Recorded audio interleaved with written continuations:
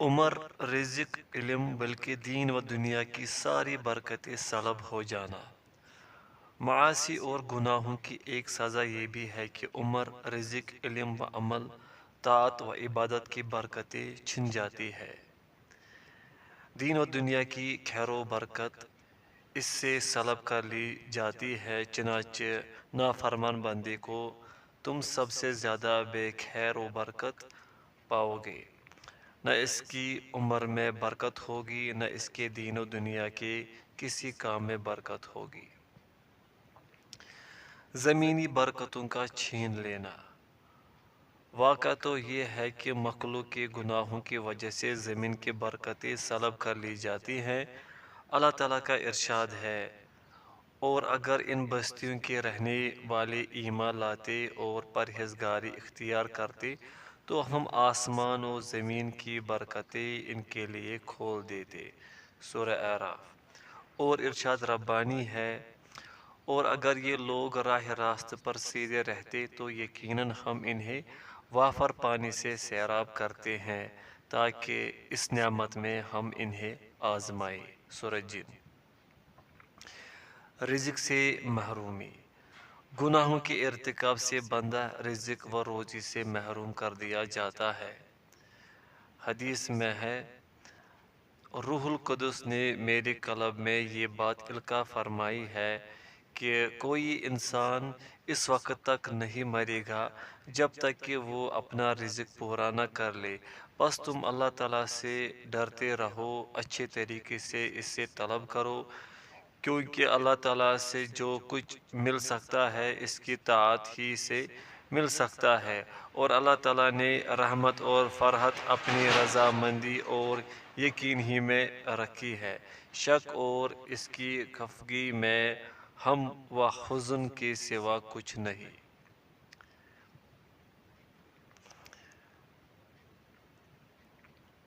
وہ حدیث قدسی جو امام احمد نے کتاب الزہد میں بیان کی ہے، جسے تم اوپر پڑھ چکے ہو کہ میں اللہ ہوں، میں راضی ہو جاؤں تو برکت دیتا ہوں، اور میری برکت کی کوئی انتہا نہیں ہے، اور جب میں خفا ہوتا ہوں تو لعنت بھیجتا ہوں اور میری لعنت اس کی 7ویں اولاد تک پہنچتی ہے۔ حقیقت یہ ہے کہ رزق و عمل کی وسعت اس کی کثرت و فراوانی کی وجہ سے نہیں ہے، عمر کی زیادتی مہینوں اور برسوں کی کثرت کی وجہ سے نہیں ہے، بلکہ رزق و عمر کی کثرت و وسعت یہ ہے کہ اس میں برکت پیدا ہو۔ اور تم اوپر پڑھ چکے ہو کہ بندے کی عمر وہی ہے جس میں اسے زندگی ملے، اور جو شخص اللہ تعالیٰ کو چھوڑ کر کسی دوسری جانب مشغول ہو جائے، اس کی زندگی کہاں؟ اس زندگی سے تو چوپایوں کی زندگی اچھی۔ انسان کی زندگی تو اسی وقت ہے جب کہ اس کا قلب اور روح زندہ ہو، اور قلب کی زندگی اسی وقت ہے جب کہ وہ اپنی خاطر خالق کی معرفت حاصل کرے، اس سے محبت کرے اور اس کی عبادت کرے، اور اسی کی بارگاہ میں رجوع کرے، اسی کی چوکھٹ پر سر جھکائے، اسی کے ذکر سے طمانینت و سکون اور اس کے تقرب سے انس حاصل کرے۔ جس نے یہ زندگی کھو دی، اس نے ہر قسم کی خیر و فلاح کھو دی، اگرچہ اسے کچھ دنیا بھی مل گئی ہو، لیکن اس زندگی کے عوض تو ساری دنیا بھی مل جائے تو ہیچ ہے۔ بندہ جس چیز کو بھی کھو بیٹھے اس کا عوض اور بدل ممکن ہے، لیکن اللہ کو کھو بیٹھنے کا کوئی عوض اور بدل ہی نہیں ہے۔ فقیر و محتاج بذات، غنی بذات کا بدل، عاجز بذات، قادر بذات کا عوض، مردہ زندے کے برابر کیوں کر ہو سکتا ہے؟ مخلوق خالق کا بدل کس طرح ہو سکتا ہے؟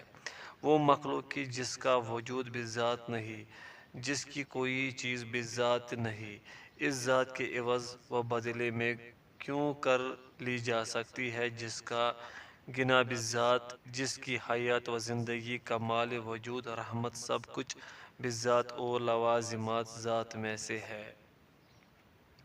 جو شخص ایک ذرہ کا بھی مالک نہیں، اس ذات کے بدلے میں کیوں کر لایا جا سکتا ہے جو آسمانوں اور زمینوں کی مالک اور مختار ہے۔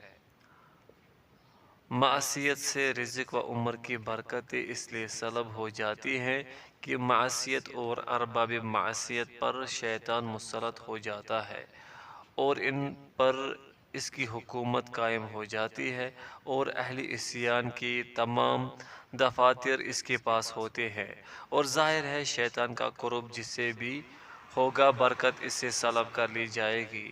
اور یہی وجہ ہے کہ کھانے پینے، کپڑا پہننے، سواری، جمعہ وغیرہ مواقع میں بسم اللہ الرحمن الرحیم کہنا شارع نے مشروع فرمایا ہے، اس لیے کہ ذکر الہی خیر و برکت کا موجب ہے، اور ذکر باری تعالیٰ سے شیطان بھاگتا ہے اور اس سے حصول برکت کی راہیں کھل جاتی ہے۔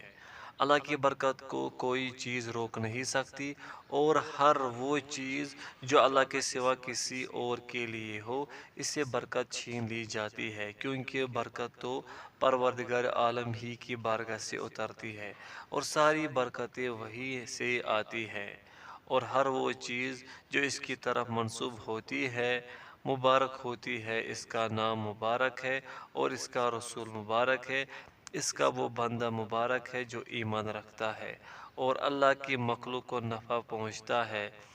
بیت اللہ الحرام مبارک ہے، ملک شام مبارک ہے۔ سرزمین شام کی برکتوں کا ذکر قرآن حکیم کے اندر 6 آیتوں میں کیا گیا ہے۔ پس دنیا میں اس کی ذات کے سوا کوئی مبارک نہیں، پس ہر وہ چیز جو اس سے نسبت نہیں رکھتی، یعنی اس کی محبت اور رضا سے نسبت نہیں رکھتی، اس میں کسی قسم کی برکتیں نہیں ہوتی۔ یوں تو ساری کائنات اس کے ربوبیت و خالقیت سے نسبت رکھتی ہے، لیکن اس کی ربوبیت و رضامندی کی نسبت نہ ہو تو وہ بے برکت ہے۔ دنیا کی ہر وہ چیز خواہ و اعیان و اشخاص ہوں، خواہ اقوال و گفتار یا اعمال و کردار، جو بھی اللہ سے بعید اور دور ہے، اس میں خیر و برکت نہیں۔ جو چیز اس سے قریب ہوگی بقدر قربت اس میں خیر و برکت ہوگی، اور برکت لعنت کی ضد ہے۔ پس وہ زمین کہ جس پر اللہ نے لعنت کی، یا وہ آدمی کہ جس پر اس کی لعنت ہو، یا وہ کام کہ جس پر اللہ کی لعنت ہو، خیر و برکت سے دور اور بہت ہی دور ہوگا، اور وہ چیزیں بھی خیر و برکت سے محروم ہوں گی جن کا ان ملعون چیزوں سے کسی قسم کا تعلق ہوگا۔ اللہ تعالیٰ نے اپنے دشمن ابلیس پر لعنت بھیجی اور اپنی ساری مخلوق سے اسے دور تر پھینک دیا ہے، اور اس لیے ہر وہ چیز جس کو ابلیس سے کسی قسم کی بھی نسبت اور تعلق ہوگا، اس پر بقدر نسبت و تعلق لعنت ہوگی۔ ظاہر ہے کہ عمر، رزق، علم و عمل وغیرہ سے برکتوں کے سلب ہونے میں گناہوں کو بڑا دخل ہے، اور معاصی کے اثرات بہت دور رس ہے۔ پس وہ وقت جس کے اندر تم اللہ کی نافرمانی کرو، یا وہ مال جس کے ذریعے اللہ کی نافرمانی ہو، یا وہ جسم اور مال، قوت و جاہ و منزلت اور علم و عمل جس کے ذریعے اللہ کی نافرمانی ہوتی ہو، وہ اللہ کی یہاں نافرمانی کرنے والے کے خلاف حجت ہے، اور یہ اس کے حق میں قطعاً مفید نہیں ہے۔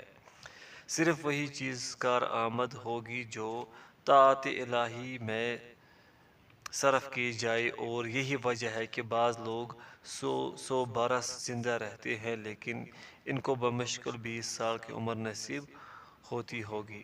بعض کے پاس سونے چاندی کے انبار ہوتے ہیں اور مال و دولت سے ان کے خزانے پر ہوتے ہیں، لیکن حقیقت میں اس میں سے 1000 درہم بھی اس کی قسمت میں نہیں ہوتے۔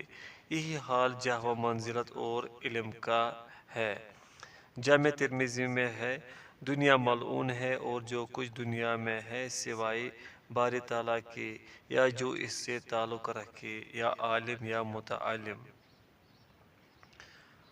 ترمذی و سنن ابن ماجہ۔ ایک دوسرے حدیث میں ہے، دنیا ملعون ہے اور دنیا میں جو کچھ ہے ملعون ہے سوائے اس کے کہ جو اللہ تعالیٰ کے لیے ہو۔